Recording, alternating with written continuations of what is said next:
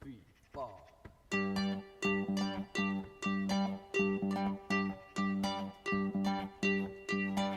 say you stand by your man. You tell me something I don't understand. You said you love me, and that's a fact. And then you left me. Hello there, Tony Medley once again, and welcome back to my workshop. If you can cast your mind back, I would say 3-4 months ago, I made a nice vase from a piece of flower and cherry. Now I've still got a little bit left, and it's a lovely piece. It's got nice grain in it, or nice patterns in it.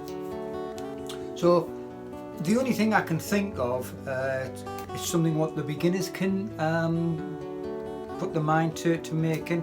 I've got a couple of filigree to go on the top, so we'll make a potpourri bowl out of it. I've never made a one from cherry, so we'll just see how nice it turns out. So without further ado, all I've done, to be perfectly honest, I've marked the centre, which we should always do. We'll get it into the lathe, and we'll get it to round, a chucking point on it, and get it into the chuck to make it a lot safer, and we'll take it from there. I've placed the step centres on, so all we're going to do is put them on to the centres, fasten them up so that they're nice and secure. I like to use step centres. I think that's the safest way of doing things, just until we get a chucking point on this end, and then we'll get it into the chuck itself. So all I'm going to do now is get it to round,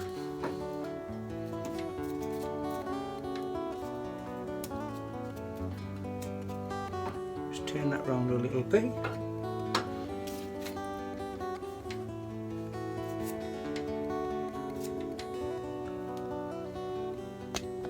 Right, so I've got the tool rest close enough to the piece of wood. We've got it locked down, and all we're going to do now, I'm going to don my face mask, and then obviously get it to round, put a chucking point on this side, and then we're ready to go.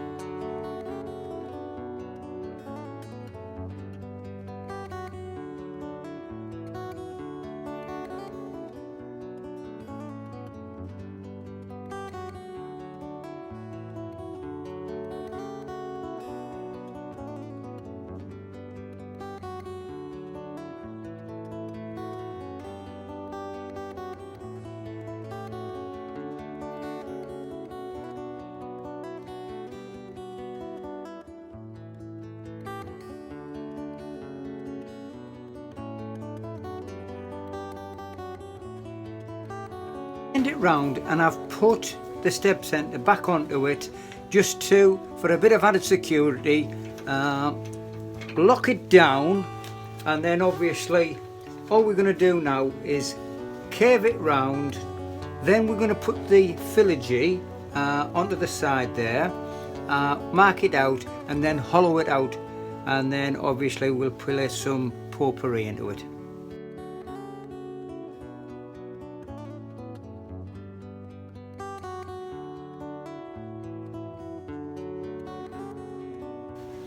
Right, the filigree that I've got is a nice one with the butterfly and a couple of flowers. So all I do is, obviously it's got 3 little prongs to sit it on, and take a guess and just take it a little bit smaller than what the desired opening is, and then we can always open it out. So all I'm going to do is just put a quick mark on it. So that is roughly the opening. So now we can just shape that a little bit further round to make it more rounded, and we want, I would say, about 15 millimeters in, or a shoulder when you put this in. But you'll see later on when I'm cutting it out.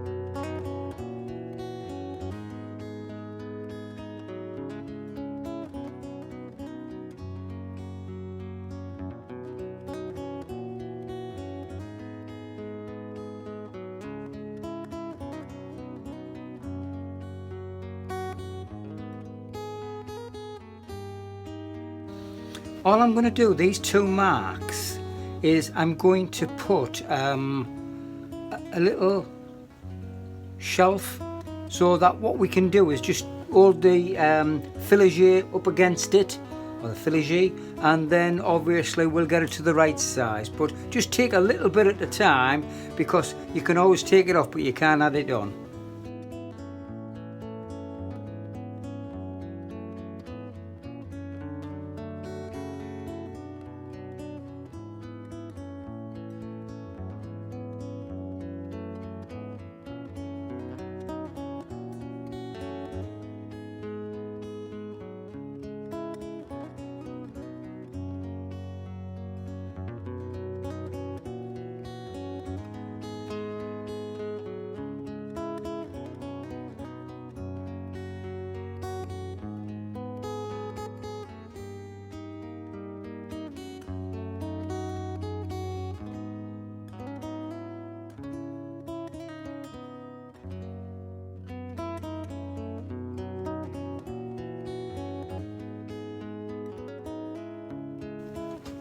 Right, now we've got it to the desired size. That's the little step what I was talking about. And what we're going to do, we're going to hollow it out and try to make it the same curvature as that on the inside as what it is on the outside.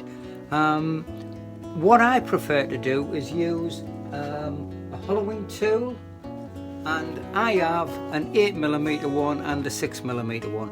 The reason I like this one, this has to go, or the cutter has to be presented to the wood at a 45-degree angle. So when you place that, it's a square bar, when you place it on the tool rest, it's exactly at its optimum cutting angle.